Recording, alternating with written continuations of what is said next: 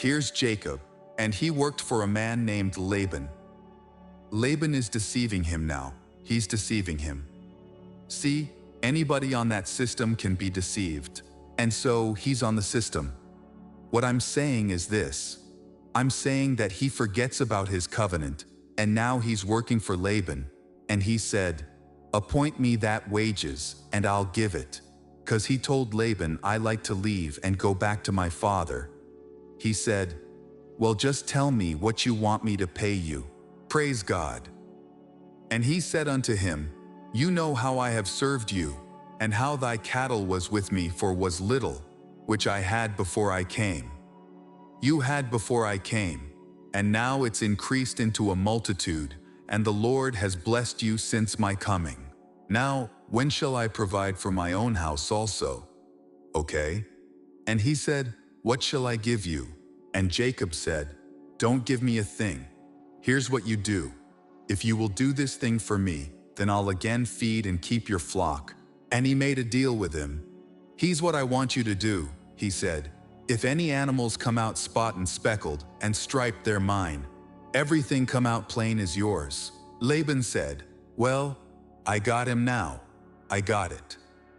But the biggest reason for poverty is an absence of self-production. And what happens is, God has made you to produce under what normally are impossible situations. Say I'm a producer. That here is God. He gives Jacob a dream, and when he gives him that dream, he shows him all the livestock coming out spotted, speckled, and striped. Then Jacob believes it, because a dream is a way of transforming what we believe. And God said, "If you can believe, what? All things are possible." So a dream. And that's when Joseph had the dream. Look how it transformed him. Now Jacob is having a dream. Boom, it transformed him. Next thing you know, he goes and gets some sticks, and then carves little places in the bark of the thing, puts the sticks before the watering trough. Every time the beast would come up with animals, they would want to mate, and it come out with spots, speckles, and stripes. Now notice that how God can give you an idea. Watch this, and not have you earn wealth because he'd been doing that for 20 years. Now he's creating wealth. Oh boy, we dipping into something right now. When I tell you, you can be a millionaire by December 31st, 2020, don't think earn it. You're an ambassador, you're not earning nothing. You are a joint heir with the wealthiest commonwealth that's existed to the universe. Your job is to produce it. Come on now. Your job isn't don't tell me what God can't do, because that's what he's showing with Jesus.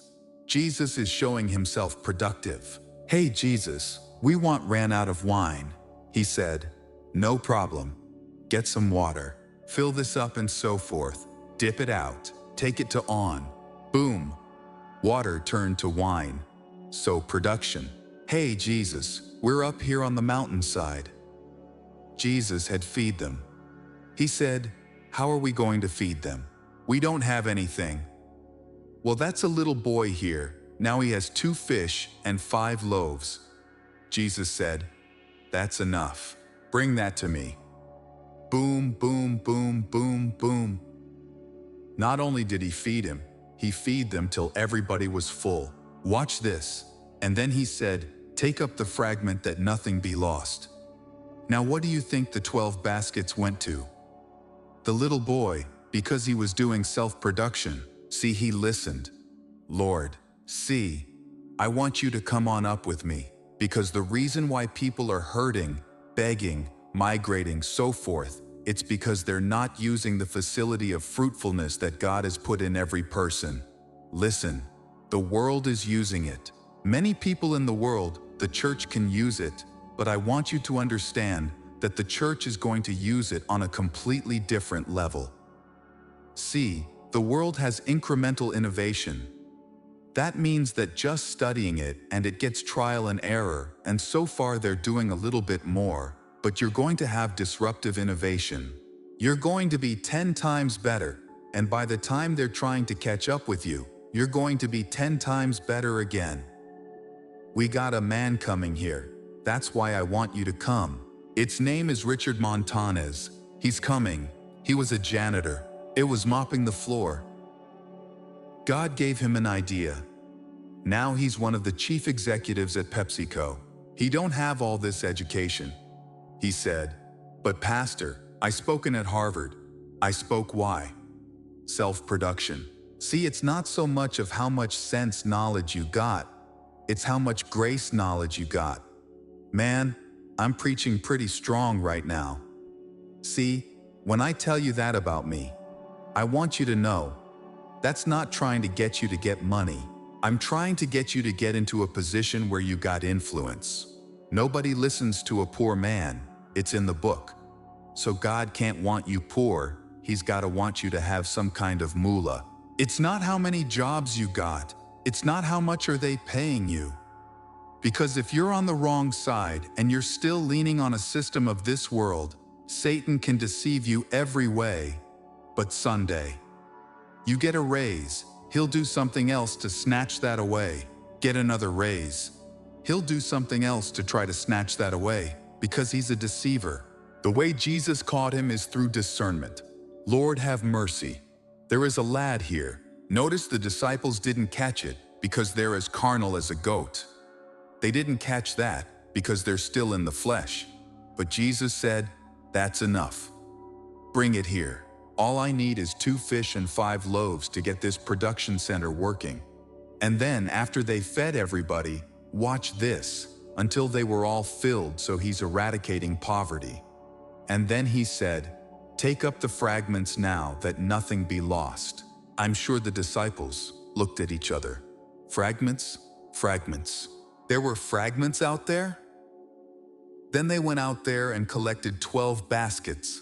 So you got to discern the seed and discern your harvest. Some people say, I've been sowing for years and ain't got nothing. That's because you need to come out of this carnal thinking and sensory-oriented methodology. Lord, have mercy. Come on over to discernment. Every time you can't violate the principle of sowing and reaping, you cannot make it not work. That stuff came in and it passed by and you couldn't catch it. But this 2020 is a new vision. You're going to see stuff that you never seen before. Say amen to that. Oh, I'm preaching hard. No, you're a producer. Say amen. God is not sending you somewhere without what it takes to do what He's called you to do. You're working at that job, thank God. But the biggest reason you work in there is to bless them. See, God got on me about that. He said, son, I'm not giving you a bunch of people so that you can think that's your source. He said, I can meet your needs with 12 folks. I can send you all over the world 1,000,000 times with 12 people. So don't be putting no pressure on them. Just teach them because you're sowing seed. Look at the harvest. I'm sowing seed. Next thing I know, I said, Lord, I got to get this harvest. I want to get this, people coming to harvest our restaurant. We've got good food and everything. Do you agree? There's good food in here? I said, man, I sowed that one seed, they had locked the door. People trying to get in the door because they couldn't get anybody else in. It was full of capacity. We can get in. They knocking on the door. Why? Why? I'm just saying, come on now. As an ambassador, the provisions are already there. My way of transferring them is through seed. When you're doing it, seed time and harvest. When you're doing it that way, you're doing it by a covenant. Say covenant. You're doing it by covenant, and when you're doing it by covenant, no drought can stop a covenant from working. Come on. No downturn in the economy can stop a covenant from working. Watch this. No enemy can stop your covenant from working. See? The covenant's got to work. Isn't that good? This enemy wants people not to leave his system, and he does it many times by threat. If you tithe, you will go broke. This is what he's telling people in their mind. See, he tell him that it's threatening you. See, when you read it in the Bible and he gives you something else in your thinking, go with the Bible, go down in your pocketbook and get that money out there and watch this. Go with radical sowing. That woman didn't have a tumor. Did she? It didn't say she put it in that bucket. What did it say? She threw it. See, you gotta do that because Satan see the warfare. Lord have mercy. Can I say this? The warfare is in choices. That's why your warfare has got to be. And that enemy got a system here that is trying to make it so you think you can't get anything except through his system. So he picks up companies that are big enough, that hold all the money, and keeps getting money, and so forth. So the saints of God would have to come to him. But you have a higher authority. You serve a God that shall provide. You got what I'm saying? I'm saying, if they don't have anything in the world that can heal you, you could come to the elder of a church. He'll anoint you with oil, whatever you got. Open the book of Matthew. I think it's chapter 12. It says, Jesus healed them all. Here it is right here. But when Jesus knew it, he withdrew himself from thence, and great multitude followed him. He healed them all. What was left after all? It says righteous fruit. See, the enemy wants to sow his fruit. Daniel chapter 1. Again, and look at verse 5. And a king appointed them a daily provision of the king's meat, and all the wine which he drank. So nourishing them 3 years, that at the end thereof they might stand. What? What is that? Before the king. Keep going, keep going. Now among these were of the children of Judah, Daniel, Hananiah, Mishael, and Azariah got it. Unto whom the princes of the eunuchs gave names, for he gave unto Daniel the name of Belteshazzar, and to Hananiah Shadrach, to Mishael Meshach, and to Azariah Abednego. Now notice changes their names, because each one of the names that he changed it to is the worship of a false god, and the names that they had was attaching them to the true God. And notice what Babylon was after. Babylon was after erasing all traces of the God Jehovah. Satan does not change. He is trying to erase all traces of the God of heaven and earth. Take the name or the part of the pledge of allegiance under God. Take that out. Take the Bibles and prayer out of schools. Now notice what he's after. Erase all trace of God. He is using everything from legislation to socialism to erase all trace of your God. And he's also trying to make it so that you or anybody else will believe you're a man of God. That's why he said in 2 Chronicles chapter 20 verse 20, he said, that believe in the Lord your God, so shall you be established. And if you believe you're what? Your prophet. What are you going to do? You will prosper. Look at the Luke chapter 4, where Jesus stood up and said, the Spirit of Lord is upon me, because the Lord anointed me to preach the gospel to the poor. He sent me to heal the brokenhearted, preach deliverance to the captive, recover sight to the blind, said to deliver to them that are bruised, and to preach the acceptable year of the Lord. Closed the book and sat down. The eyes of all them in the synagogue fastened on him. He began to say, this day is this scripture fulfilled in your ear? Then he went on to talk about a woman. He's saying, here's the prophet. And he had to go to a woman outside the covenant to get his needs met, because the people who should he be going to, they wouldn't believe him.